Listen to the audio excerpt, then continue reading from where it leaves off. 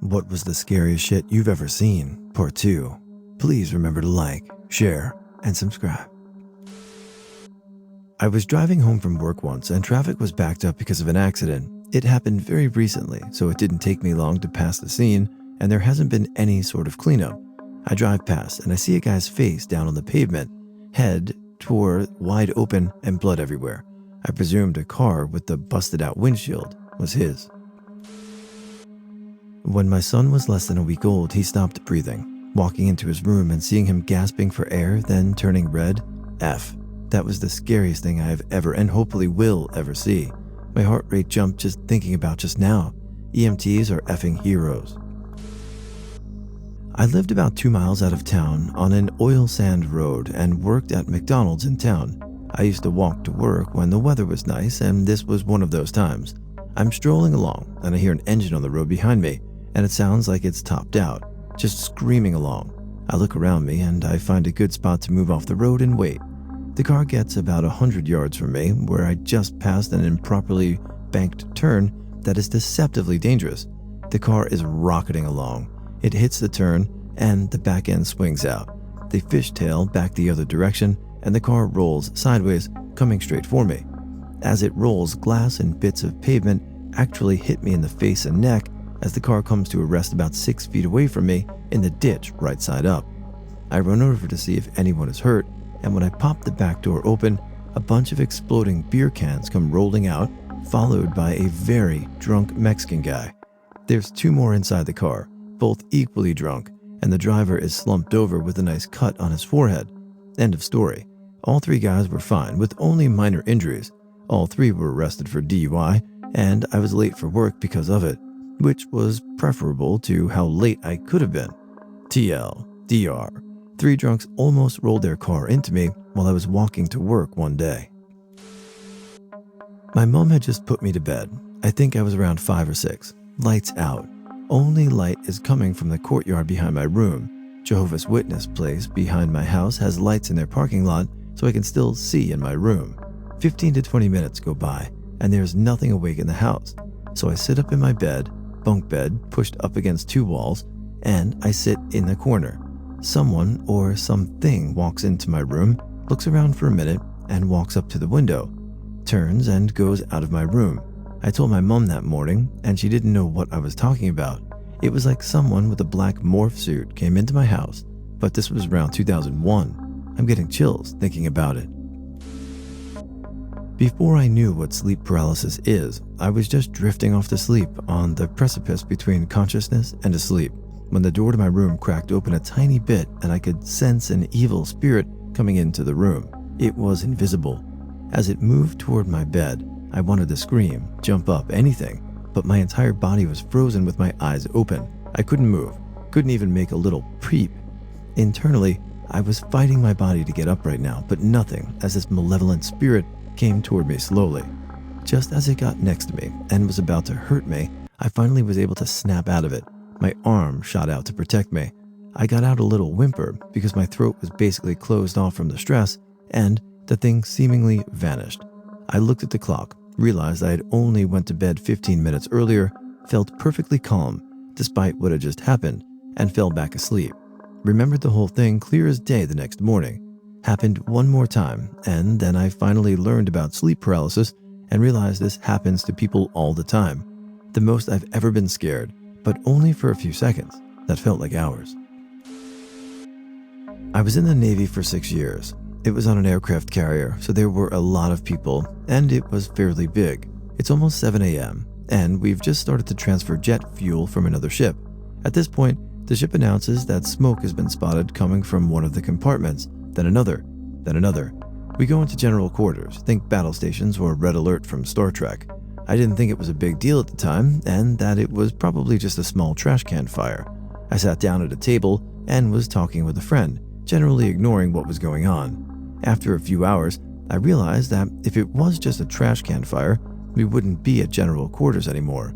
I go to the nearby DC locker, and everyone is wearing SCBAs, oxygen tanks, and firefighting gear. Oh shit, this is serious.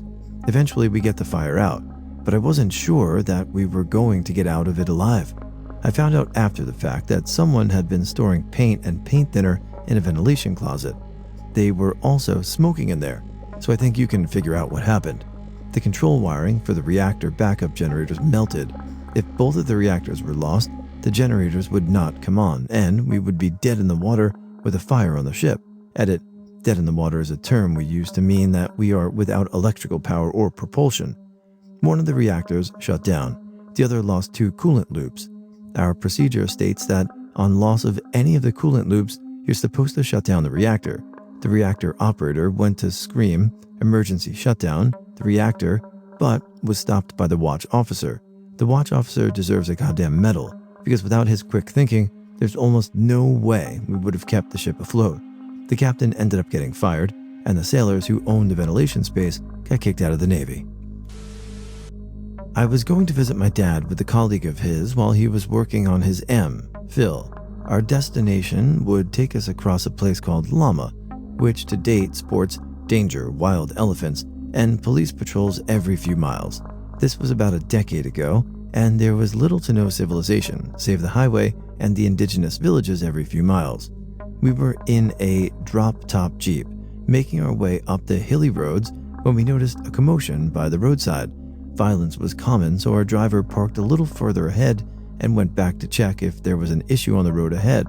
He comes back 2 minutes later, white-faced and frantic, asking whether we had a weapon on us, a knife, walking stick, anything to help. Things were getting pretty loud, and the crowd was swelling. We noticed people group off, stamp, and shout. I get off and walk a little closer and just stand there, probably in shock, while I see 20 or so people on 2 ends of a very, very large snake. It must have been a python, and perhaps the memory makes it that much larger, all bunched up, trying to lock in its coils. People hack at the thing with sticks and stones as they keep trying to unfurl it. The snake is writhing and thrashing, but generally just trying to curl in tighter. That's when I realize, a little dizzy, that the snake's jaws are very, very wide, and there are 2 little legs sticking out of it. I think the legs were still twitching, struggling, alive. We watched in terrified fascination as the sounds and the image sunk in. Someone asked whether the kid was alive, whether they could cut him or her out. The crying was getting louder, and every few seconds there was a sickening screech as a little more of the kid disappeared. We headed off when they'd finally managed to machete-like knives from a nearby village. They were hacking at the snake, trying to get at the child. It was more than likely too late, but we just wanted to get very, very far away. I threw up twice on the way. We were both shaking. I slept very badly that night. TL, doctor, watched a mob fighting a child-eating snake, which was eating a child, while said child was still alive and kicking. Was standing next to my car at a gas station pumping gas when I noticed a girl walking down the side of the road across from me. She's kinda cute, so I'm watching her for a second when a car pulls up next to her. It follows along for a minute when 3 big guys jump out and grab her. She starts screaming and trying to fight them off, but they overpower her and shove her in the back seat. The car pulls behind a closed-for-the-night auto shop right there where they grabbed her. I could still see their car from my vantage point. From all the way across the road, I could still hear her screaming as the car rocked from the fight happening inside. Meanwhile, as soon as I realized what was going on, I immediately called 911 and gave them a play-by-play, including descriptions, plate numbers, etc. After a couple of minutes, the car pulled out and booked it down the road with the girl still screaming in the back seat. They must have been doing 90. It effed me up severely to witness something like that. I resolved right there and then that I would never stand idly by while something like that happened again. I now carry a handgun and have been trained to use it. I hope to God I never have to, but I will if need be. I will never stand by and watch somebody get hurt like that again. Scariest thing I've ever seen was when I walked into my friend's room and found him laying on the ground with his throat and wrist cut. There wasn't much I could do. I thought he was dead. I started CPR because I could not feel his pulse. In my moment of panic, I did not check for a carotid pulse. He was still alive, but barely. By this time, the ambulance had gotten there, and after securing an IV, they started loading him up with saline, and he was in hemorrhagic shock. I don't know why this part scared me, but he opened his eyes and said thank you. It turns out he missed the major arteries in his wrist and did not cut through his trachea. He's still alive today, and I'll never forget the thank you from a man I could have sworn was dead 5 minutes prior. 2 years ago, I was driving my Where's Waldo costume to a friend who wanted to wear it at his school the next day. We live in a fairly rural area, so a lot of our roads go through wooded areas, and he lived in the middle of one. The time was around 6:15, and I'd put off delivering it to him for over a week, so I knew I had to do it now. The beginning of the drive wasn't too bad. I had my license for over 6 months, now completely accident and ticket free, so I wasn't concerned about the slight rain that was occurring. About 3/4 of the way there, the road to his house takes a sharp turn to the left and declines, kind of like a corkscrew. The road becomes very thin at this point, with a 10-meter drop on the right and a stone cliff on the left. As I'm making the turn, I see a man running down the road with his back to me. The way road is, I can't see much in front of me. As I turn even more, I see a car stopped in the middle of the road, with the man running towards the car. My car wasn't able to stop in time, and he hits my windshield violently and flips over my car. All of this happened in less than 5 seconds. I get out of my car, completely shocked, and look around, but he's nowhere to be seen. He went over the edge. The driver of the stopped car is having a mild panic attack, muttering the name Steve, which I assumed was his name. As I ran down the hill to find Steve, I told her to call 911. After 5 minutes of searching, I found him. He was pale, cold, and could only moan after a good bit of shouting at him. The next few minutes are a little blurred. I believe it's because of the adrenaline, hormones, etc. But I somehow at 16 managed to carry him up the slope back to the road. His shirt was completely battered, and I decided to give him my jacket. The image will never leave me. As I go to his back to put my jacket on him, I see 2 incisions. I see almost every vital organ that was inside him. I quickly covered up and wait for the paramedics to arrive. When the authorities showed up, I explained the situation, and after some questioning, my dad drove me home. I didn't sleep that night, and in the weeks that followed, I would just wake up at random times in the night just crying. I didn't drive on that road for at least a year. I avoid it when I can. TL, DR, hit a man with my car. Walking my dog around the neighborhood, 2 blocks away, come upon a house with a long gravel driveway.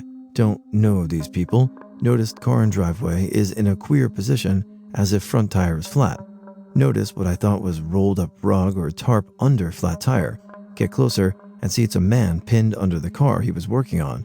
Car jack fell and he didn't have any backup under the car. Run to man, drop dog leash, screaming help. I'm trying to lift the car and man is unresponsive. His wife comes out in a bathrobe and I'm screaming call 911. My dog is now barking at the man on the ground because I've riled up the dog by screaming. Within minutes, other neighbors were out, helped lift car. Man died. So awful. I never walk by their house now. I feel bad when I see the wife drive through my neighborhood as if I'm guilty. Not seen, but heard. I grew up in a small rural town in the mountains. One night when I was 16 or 17, a couple of friends and I drove to another guy's house. There wasn't any place to park in front of his house, so we had to park up this dirt road and walk about a quarter mile to get there. It was about midnight or later. It was pitch black as we were walking and completely silent except for our footsteps and conversation. Suddenly, my friend goes, "Shh."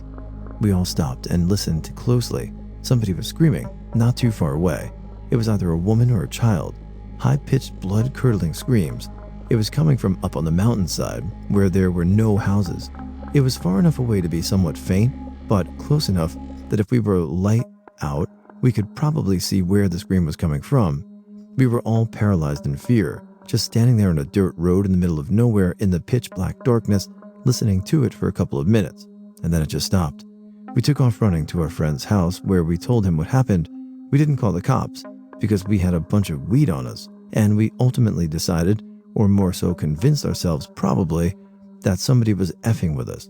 Scariest thing I've ever experienced though, and I still think about it quite a bit, 15 years later.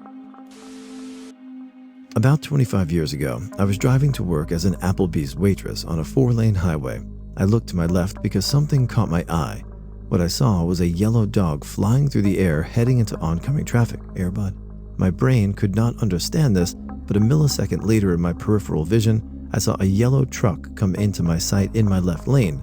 The driver, a white male with blonde hair, had his hands on the steering wheel with his head tilted back and his neck forced awkwardly forward. He was convulsing back and forth, and blood was shooting straight out of his neck with such force as it was covering the entire front of the driver's side window. I was shaking so badly, but my Applebee's restaurant was the next exit, so I pulled off. I ran in and sat down in the manager's office and said I need a minute before I start my shift.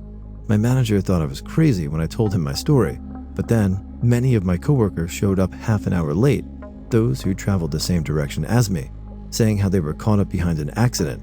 Basically, the accident happened right next to me in real time.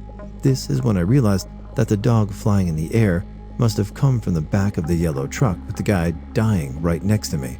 I have no idea what actually happened, and I did not hear any impact noises. I was 7 or 8 years old, and my mom had taken me to the beach somewhere around Corona del Mar.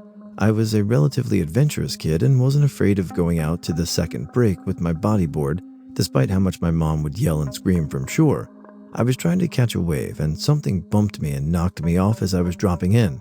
When I surfaced, I looked around and saw a huge shadow swim away and disappear under the surf. I went swimming to shore as fast as I could, F the board, screaming and crying my head off. I'd loved the beach until that point. It took me almost a year to get the courage to go back into the water. 12 years old or so, sleeping in bed, lying on my side. I wake up and open my eyes, and there's a spider walking on my pillow inches from my face. Scarred for life. I still check the bed for spiders every night. My wife thinks I'm crazy. The scariest shit I saw was during camp one summer. I went to use the bathroom, lifted the lid, and saw a huge log, definitely thicker than my fist, which was radially symmetrical and seemed to have like tentacles coming out of either end. I tried to flush it to make it go away, but it didn't fit through the plumbing. Ended up not using that toilet for the rest of camp.